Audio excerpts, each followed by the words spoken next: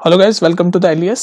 मेरा नाम रोहित है और आज हम जो हमारे चैप्टर है magnetic effects of electric current, इसमें मैग्नेटिक फील्ड्स के सारे कॉन्सेप्ट खत्म करने की कोशिश करेंगे, समझने की कोशिश करेंगे। ठीक है, तो टाइम तो है नहीं, बोर्ड सर पे हैं, तो बातें बातें नहीं करेंगे, सीधे पढ़ाई करेंगे। ठीक है, तो हम पहले पढ़ते हैं मैग्नेटिक फील्ड। आराम से पेशेंस रखो और कंसंट्रेशन यहाँ पर रखो ताकि कॉन्सेप्ट पूरा समझ आ जाए। फिर तो बाकी चीजें क्वेश्चन वगैरह तो मैं करा ही चुका हूँ, आपको प्लेलिस्ट में जाके देख लेना। कॉन्सेप्ट समझ लो यहाँ पर। तो मैग्नेटिक फील्ड, तो एक बंदा था जिसका नाम था, कहानी की तरह सुनो इसको, सारे कॉन्सेप्ट बनाऊंगा, थोड़ा सा कंसंट्रेशन। हैंस क्रिश्चियन ऑर्स्टेड, ये जो भी नाम था, नाम इतना इंपॉर्टेंट नहीं है। इस बंदे ने एक बार नोटिस किया कि जो कंपास होता है ना, हमारा कंपास, जो कंपास होता है यार, जो डायरेक्शन लोकेशन के लिए हम यूज करते हैं कंपास, वो कंपास एक कंडक्टर है। मान लो ये कोई कंडक्टर है, करंट कैरिंग कंडक्टर। ठीक है, सुन रहे हो ना मेरी बात, सो तो नहीं रहे। ये कंपास है, तो एक करंट कैरिंग कंडक्टर, इसमें करंट है, इलेक्ट्रिक करंट है इसमें। कंडक्टर मतलब कोई भी तार हो गई, कुछ कॉइल हो गई, है ना, इलेक्ट्रिक करंट है इसके अंदर, इस कंडक्टर के अंदर।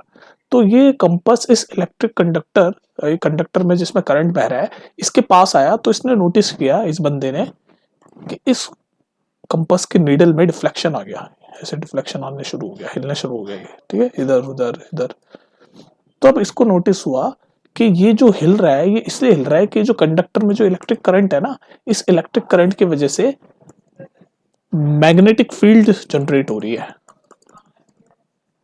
और इसी मैग्नेटिक फील्ड की वजह से ये कंपास के अंदर, नीडल के अंदर डिफ्लेक्शन आ रहा है। तो इससे इस बंदे को ये समझ आया कि यार जरूर इलेक्ट्रिक करंट और मैग्नेटिक फील्ड में कुछ कनेक्शन है। इलेक्ट्रिक करंट और मैग्नेटिक फील्ड में कुछ कनेक्शन है। तो देखो, अब चैप्टर का नाम पढ़ो, अब समझ आएगा चैप्टर का नाम, magnetic effect of electric current. Magnetic effect of electric current का मैग्नेटिक इफेक्ट, समझ गए अब चैप्टर का नाम। तो ये थी कहानी। अब हम चाहते हैं कि ये magnetic field of electric current है क्या, समझ आ गया।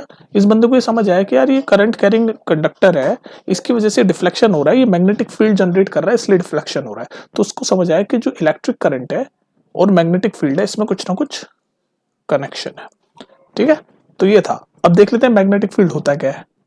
चलो चलो अब हम देख लेते हैं मैग्नेटिक फील्ड होता क्या है। तो मैग्नेटिक फील्ड जैसा नाम ही सजेस्ट कर रहा है, तो इसको बोलेंगे हम space around magnet, space around magnet where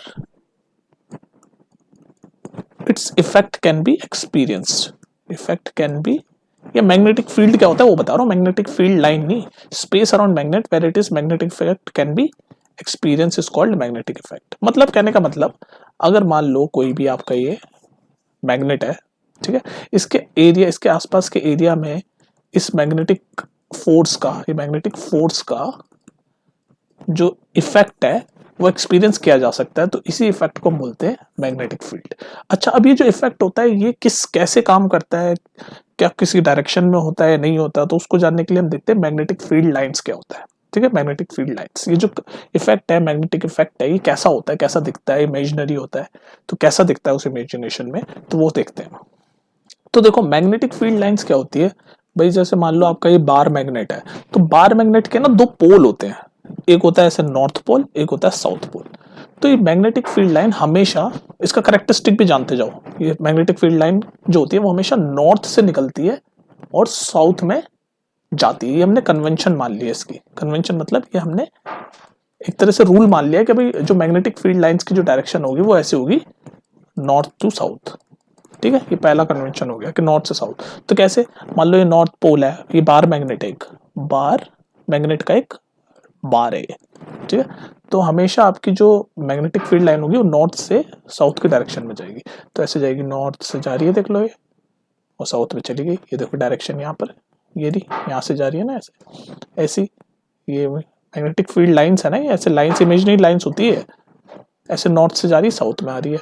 ठीक है, मान लो ये एक और है, ऐसे इधर की तरफ बना देता हूँ, ये भी देख लो नॉर्थ से जा रही है, इधर देख लो, तो साउथ की तरफ, ये गलत बना दिया मैंने, ऐसे साउथ की तरफ, देख रहे हो ना, ये एरो दिखा रहा है, नॉर्थ से जा रही है साउथ की तरफ, नॉर्थ से जा रही है साउथ की तरफ, नॉर्थ से जा रही है साउथ की तरफ। तो ये मैग्नेटिक फील्ड लाइंस का ऐसे इमेजिनरी स्ट्रक्चर बनता है। तो इसका करेक्टरिस्टिक क्या है? पहला करेक्टरिस्टिक तो ये है कि भाई जो मैग्नेटिक फील्ड लाइन का करेक्टरिस्टिक मैं पढ़ रहा हूँ आपका, तो पहला करेक्टरिस्टिक क्या होगा कि हमेशा नॉर्थ से साउथ डायरेक्शन में जाएगी। दूसरा करेक्टरिस्टिक मैग्नेटिक फील्ड लाइंस का ये होता है कि दूसरा करेक्टरिस्टिक क्या है, देखो ऐसे क्लोज कंटिन्यूअस कर्व बना रही है, देखो क्लोज कर्व, ये कर्व सा बन रहा है ना, ऐसे गोल कर्व, तो हमेशा इट मेक्स, ये मैग्नेटिक फील्ड लाइन का करेक्टरिस्टिक है। करेक्टरिस्टिक्स इंपॉर्टेंट है, पेपर में क्वेश्चन आएंगे इस पे, ठीक है। तो इट मेक्स क्लोज्ड कंटिन्यूअस, देखो कहीं ब्रेक नहीं आ रहा ना, ऐसे यहां से चल रहा है, ऐसे क्लोज सा कंटिन्यूअस सा कर्व बना रहा है, देख लो, क्लोज कंटिन्यूअस कर्व बनाती है इमेज मैग्नेटिक फील्ड लाइंस। तीसरा करेक्टरिस्टिक क्या है इसका? भाई तीसरा करेक्टरिस्टिक का ये है कि आप देखो एक चीज नोटिस करो कि ये जो पोल है, ये मैंने पोल बनाया ना, ये साउथ पोल है, नॉर्थ पोल है, तो हमेशा साउथ पोल और नॉर्थ पोल पे क्राउडेड सा लग रहा है, देख लो ऐसे क्राउडेड सारी लाइनें यहाँ पर, क्योंकि एक जगह से ओरिजिनेट हो रही है, एक पे खत्म हो रही है, तो यहाँ क्राउड हो रहा है, देख लो यहाँ पर क्राउड सा है, ये ऐसे क्राउड सा है, तो हमेशा नॉर्थ एंड साउथ पोल पे ये क्राउडेड होती है, तो it is crowded near poles, it is magnetic field lines की बात हो रही है, it is crowded near poles, तो पोल्स यानी कि साउथ और नॉर्थ पोल्स पे क्राउडेड सी होती है, तो इसका मतलब जब मैग्नेटिक फील्ड लाइंस क्राउडेड है तो इसका मतलब मैग्नेटिक इफेक्ट भी यहाँ पर ज्यादा होगा, क्योंकि जहां मैग्नेटिक फील्ड लाइन ज्यादा होगी वही मैग्नेटिक इफेक्ट ज्यादा होगा, तो मैग्नेटिक इफेक्ट स्ट्रांग होता है। अगर आपसे कोई पूछे मैग्नेटिक इफेक्ट स्ट्रांग कहां पर होगा, तो आप कह दोगे पोल्स पे, क्योंकि पोल्स पे क्राउडेड है, मैग्नेटिक फील्ड लाइन ज्यादा है, मतलब यहाँ पर ऐसी भीड़ सी मची हुई है ना, तो मैग्नेटिक इफेक्ट भी यहाँ ज्यादा होगा। तो अगर आपसे कोई पूछे कि भाई अगर बार मैग्नेट में सबसे ज्यादा मैग्नेटिक स्ट्रेंथ या मैग्नेटिक इफेक्ट कहाँ फील होगा, तो आप कहोगे पोल्स पे, चाहे वो नॉर्थ पोल हो चाहे साउथ पोल हो। तो ये तीसरा करेक्टरिस्टिक आ गया, ठीक है। चौथा करेक्टरिस्टिक ये होता है मैग्नेटिक फील्ड लाइंस का, जो आपको समझना चाहिए कि मैग्नेटिक फील्ड लाइन ना कभी आपस में इंटरसेक्ट नहीं होती, दे नेवर इंटरसेक्ट। कहा गया पेन, ये रहा, तो दे नेवर, ये तो अलग तो कन्वेंशन था कि नॉर्थ से साउथ जाती है। चौथा करेक्टरिस्टिक क्या है? They never intersects with each other, intersects with each other. तो ये करेक्टरिस्टिक आपको मैग्नेटिक फील्ड लाइंस के पता होने चाहिए। दे नेवर, देख लो कहीं भी इंटरसेक्ट नहीं हो रही, ये नॉर्थ से चली, यहाँ से पहली लाइन और साउथ में खत्म हो गई, फिर ये भी नॉर्थ से चली, ये साउथ में खत्म हो गई, ये नॉर्थ से चली साउथ में, इंटरसेक्ट नहीं होती। क्योंकि अगर आपसे पूछे, कोई क्वेश्चन ही पूछ लेता है क्वेश्चन में, पेपर में, कि मैंने तो बता दिया करेक्टरिस्टिक कि they never intersect with each other, पर आपसे कोई पूछ ले क्यों इंटरसेक्ट नहीं होती, वो इसलिए इंटरसेक्ट नहीं होती क्योंकि अगर इंटरसेक्ट हो रही है इसका मतलब दो डायरेक्शन है, जैसे मान लो एक डायरेक्शन यहाँ जा रही है और दूसरी डायरेक्शन यहाँ जा रही होगी, तभी तो इंटरसेक्ट होगा, यानी दो डायरेक्शन होगा। तो कभी भी मैग्नेटिक फील्ड लाइन की दो डायरेक्शन कैसे हो सकती है? हमेशा एक ही डायरेक्शन होगी, नॉर्थ से साउथ। तो इंटरसेक्ट इसलिए नहीं होती, अगर कहीं इंटरसेक्ट हो गई तो इसका मतलब मैग्नेटिक फील्ड की दो डायरेक्शंस है, और मैग्नेटिक फील्ड की दो डायरेक्शन नहीं होती, इसलिए वो कभी इंटरसेक्ट भी नहीं हो सकती, ठीक है।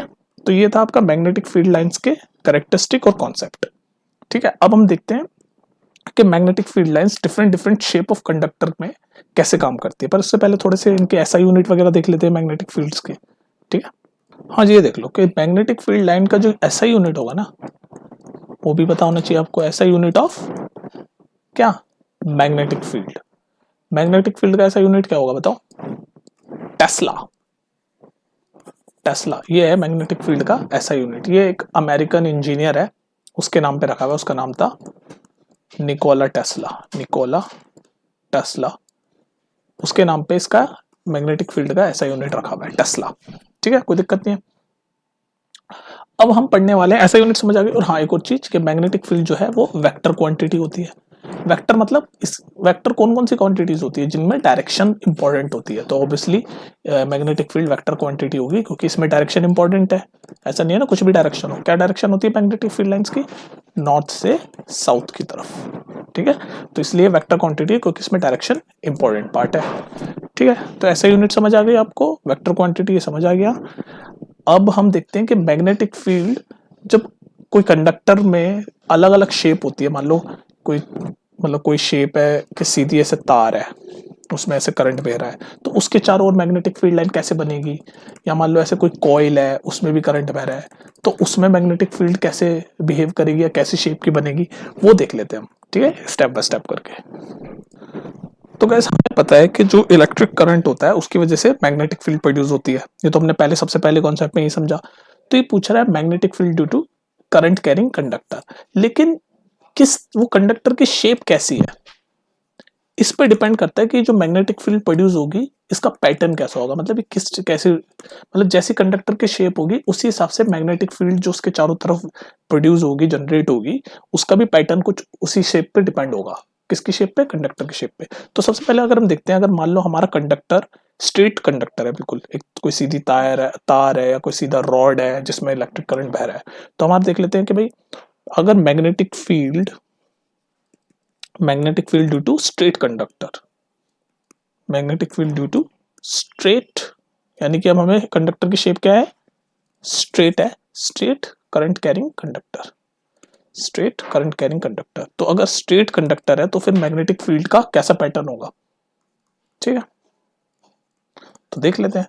तो मान लो ये आपका स्ट्रेट, ऐसे कोई वायर मान लो या कोई रॉड मान लो, स्ट्रेट है लेकिन वो ऐसे ऐसे बिल्कुल सीधा, ठीक है, और इसमें ऐसे भैया सीधा है और इसमें करंट बह रहा है। अब करंट बह रहा है तो उसकी वजह से मैग्नेटिक फील्ड तो जरूर जनरेट होगी, क्योंकि करंट और मैग्नेटिक फील्ड में कनेक्शन होता है। तो ये स्ट्रेट है तो अब किस पैटर्न में बनेगी? तो देखो जब स्ट्रेट कंडक्टर होता है, आपका स्ट्रेट कंडक्टर होता है, तो जो आपकी मैग्नेटिक फील्ड बनती है वो सर्कुलर बनती है, कॉन्सेंट्रिक सर्कल्स बनते जाते हैं, ऐसे ऐसे मैग्नेटिक फील्ड बनती जाएगी, देखो ऐसे ऐसे ऐसे ऐसे ऐसे दूर दूर कॉन्सेंट्रिक सर्कल, मतलब ऐसे बड़े होते जाएंगे ऐसे सर्कल, ये मैग्नेटिक फील्ड बन रही है, देख रहे हो ऐसे बड़ी बन रही है। और ये देख लो ये डायरेक्शन होगी, डायरेक्शन तो एक ही रहती है, ऐसे ऐसे डायरेक्शन में जा रही होगी, ये यहाँ से घूम के, फिर ये वाली भी ऐसे जा रही होगी, ये वाली भी ऐसे जा रही होगी, तो ऐसे घूमते हुए जा रही है और यहाँ पर वापस आ रही होगी, ठीक है। तो जब मैग्नेटिक फील्ड का पैटर्न कैसा बना है इसमें, जब स्ट्रेट कंडक्टर है तो कॉन्सेंट्रिक सर्कल्स बने, कॉन्सेंट्रिक मतलब एक सर्कल के अंदर दूसरा सर्कल उसके ऐसे चल रहा है, नहीं सर्कल सर्कल बड़ा होता जा रहा है, कॉन्सेंट्रिक सर्कल्स का पैटर्न बना किसका? मैग्नेटिक फील्ड का। कब? जब आपका कंडक्टर जो है वो स्ट्रेट है। तो अब देखो इसका मैथमेटिकल पॉइंट ऑफ व्यू समझने की कोशिश करो।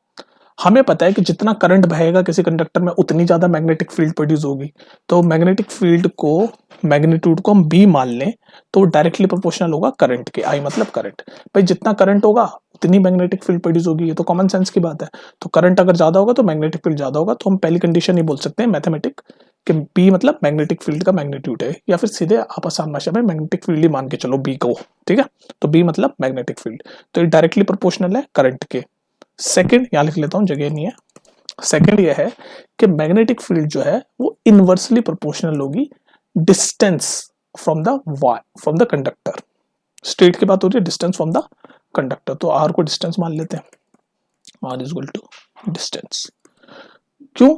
देख लो जैसे जैसे डिस्टेंस कंडक्टर से बढ़ता जा रहा है तो मैग्नेटिक फील्ड देख लो आपकी खुलती जा रही है, तो खुल रही है ना, जैसे यहाँ पर सबसे ज्यादा मैग्नेटिक फील्ड होगी, छोटा वाला जो सर्कल है ना जो मैं डार्क कर रहा हूँ, यहाँ सबसे ज्यादा मैग्नेटिक फील्ड होगी क्योंकि ये कंडक्टर के एकदम पास है। फिर यहाँ थोड़ी सी और कम होगी क्योंकि कंडक्टर से दूर होता जा रहा है, फिर यहाँ और दूर हो गया कंडक्टर से, तो यहाँ मैग्नेटिक फील्ड और कम होगी। तो इनवर्सली प्रोपोर्शनल होगी डिस्टेंस फ्रॉम, आर क्या है ये, डिस्टेंस फ्रॉम कंडक्टर, ठीक है। तो ये फर्स्ट एंड सेकंड को जब आप कंबाइन करोगे तो आपका बी मैग्नेटिक फील्ड क्या बनेगा, फॉर्मूला बी का फॉर्मूला क्या बनेगा, B is inversely proportional to, formula बोल लो या फिर ये दो कंडीशन डायरेक्ट याद कर लो कि एक तो डायरेक्टली प्रोपोर्शनल होगी करंट के और इनवर्सली प्रोपोर्शनल होगी distance from the conductor.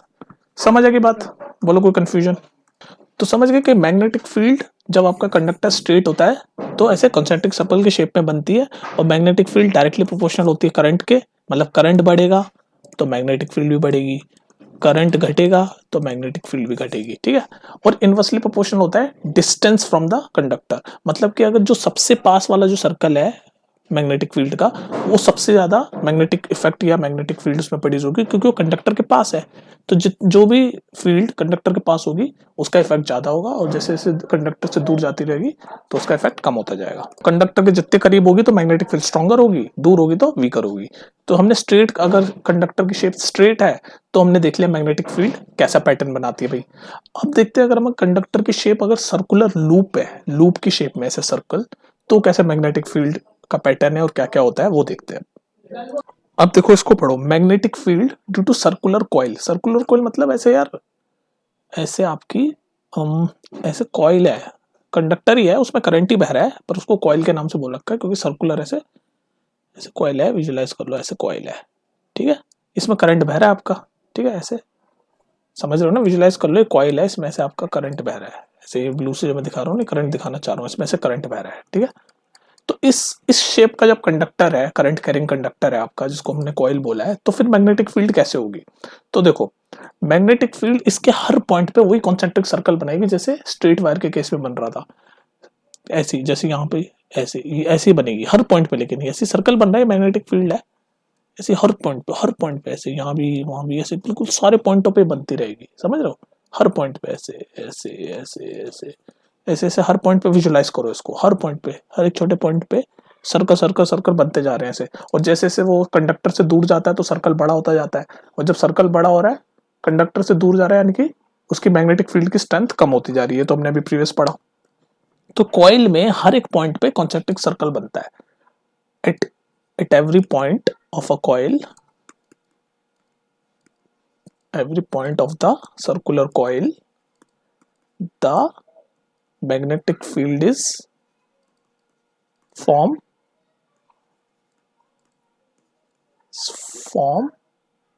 in the pattern of concentric circle, in the pattern या in the shape of concentric circle. समझ आ रही बात? मतलब हर पॉइंट पे इस कॉइल के कॉन्सेंट्रिक सर्कल बन रहा होगा, और जैसे ये बिल्कुल यहाँ सेंटर पे आएगी, ये सेंटर, जैसे ये है ना सेंटर ऑफ द कॉइल, ये जो मैं ग्रीन लाइन बनाया, तो यहाँ पर मैग्नेटिक फील्ड ऐसे स्ट्रेट लाइन दिखाएगी, स्ट्रेट लाइन, ये समझने वाली बात है यहाँ पर। तो अगर आपसे कोई बोले कि भाई सर्कुलर कॉइल में मैग्नेटिक फील्ड क्या पैटर्न दिखाती है, तो हर एक पॉइंट पे मैग्नेटिक फील्ड कॉन्सेंट्रिक सर्कल बनाती है, ठीक है, हर एक पॉइंट पे, एट एवरी पॉइंट, ये इंपॉर्टेंट चीज है, हर एक पॉइंट पे मैग्नेटिक फील्ड कॉन्सेंट्रिक सर्कल बनाती है in the case of circular coil. और सेंटर पे, जैसे हम सर्कुलर कॉइल के सेंटर पे पहुंचते हैं तो मैग्नेटिक फील्ड एकदम स्ट्रेट हो जाती है, as we reach to the centre of a circle, as we reach to the centre of the coil, जैसे हम सेंटर ऑफ द कॉइल पहुंचे तो मैग्नेटिक फील्ड स्ट्रेट हो जाती है, ठीक है। अब इसका मैथमेटिकल केस देख लेते हैं कि भाई वो देखो, पहला केस तो वही है कि बी को बी से माना है हमने मैग्नेटिक फील्ड, तो B is directly proportional to I, मतलब ये तो हर उसमें भी था कि भाई करंट बढ़ेगा तो मैग्नेटिक फील्ड बढ़ेगी, करंट घटेगा तो मैग्नेटिक घटेगी, तो ये तो सेम है। सेकंड बात इसमें ये है कि मैग्नेटिक फील्ड जो है वो डायरेक्टली प्रोपोर्शनल है एन के। अब आप बोलोगे एन क्या है, तो एन है, ये वाला केस समझा रहा हूँ, ये तो आप समझ चुके हो, एन है, तो एन होता है नंबर ऑफ, यहां मैं लिखता हूं एन की वैल्यू, एन क्या होता है, एन होता है number of turns, number of turns, मतलब क्या कहना चाह रहा हूं मैं नंबर ऑफ टर्न से, मतलब ये कॉइल है ना, कॉइल मतलब ये तार ही तो है पर सर्कुलर शेप में, तो इस तार को मान लो आप इमेजिन करो, कोई कॉइल को हम ऐसे बार बार, तार को हम ऐसे गोल गोल गोल गोल टर्न ले रहे हैं, टर्न ले रहे हैं, तो वही है ये टर्न, कि कितने टर्न की हमने, मतलब जैसे यार कोई तार इमेजिन करो, उसको हम गोल गोल गोल ऐसे टर्न टर्न करके गोल कर रहे हैं, तो कितने टर्न लिए हैं उसके डिपेंड करता है कि मैग्नेटिक फील्ड डायरेक्टली प्रोपोर्शनल हो। अब क्यों? क्योंकि जितने भी टर्न हो रहे होंगे, करंट तो उसमें बह ही रहा है, करंट कैरिंग बात चल रही है, तभी करंट आएगा, तभी मैग्नेटिक फील्ड आएगी, तो जितने टर्न की वो कॉइल होगी उतनी ही ज्यादा मैग्नेटिक फील्ड बढ़ेगी। क्यों? क्योंकि हर टर्न पे करंट ऐड होता जाएगा, पहली कॉइल में भी कुछ करंट है, फिर जब दूसरी टर्न ले रहा होगा वो कॉइल या वो तार, तो भी करंट आ रहा होगा, फिर तीसरा, तो करंट इंक्रीज होता जा रहा है, तो करंट इंक्रीज होता जा रहा है तो मैग्नेटिक फील्ड भी इंक्रीज होती जा रही है, तो इसीलिए हम बोलेंगे कि magnetic field is directly proportional to N, यानी कि नंबर ऑफ टर्न्स, ठीक है, समझ आ गया पूरा कॉन्सेप्ट, ये N is equal to number of turns. Coil या वायर एक ही बात है, कंफ्यूज मत होना, मतलब कॉइल समझ रहे हो ना, तार, कोई कंडक्टर बेसिकली जिसमें करंट बह रहा है, ठीक है, चाहे कॉपर वायर हो चाहे कुछ और हो, बस करंट होना चाहिए उसमें, क्योंकि करंट होगा तभी मैग्नेटिक फील्ड होगी। समझ आ गई बात? तो जब सर्कुलर कॉइल होगी तो इस तरह से आपका मैग्नेटिक फील्ड पैटर्न दिखाएगी। अच्छा, ये ध्यान रखना, ये हर पॉइंट पे कॉन्सेंट्रिक सर्कल बन रहा है, हर पॉइंट पे, हर एक पॉइंट पे, हर एक पॉइंट पे, ठीक है, हर एक पॉइंट पे ऐसे कॉन्सेंट्रिक सर्कल बन रहा है। तो इसका डायग्राम ऐसे बुक्स में ना हर एक पॉइंट को ऐसे नहीं दिखा रखा, तो बुक्स में कैसे दिखा रखा है वो भी बता देता हूँ, बच्चे कंफ्यूज हो जाएंगे।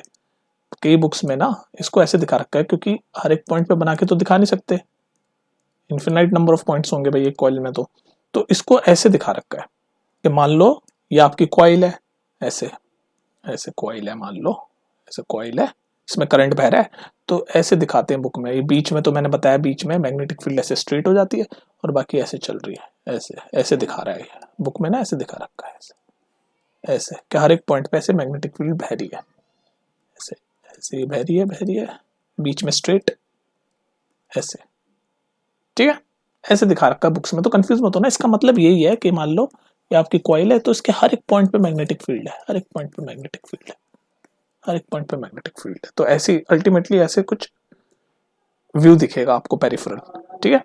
तो ये था कॉन्सेप्ट आपका, अगर आपका कंडक्टर सर्कुलर लूप में हो। अब एक चीज होती है सोलिनॉइड, या उसकी अलग वीडियो बनाऊं मैं, सोलिनॉइड नहीं, चलो ये बता देता हूँ। सोलिनॉइड, सोलिनॉइड भी समझ लो, कुछ नहीं होता, वो भी सिंपल है।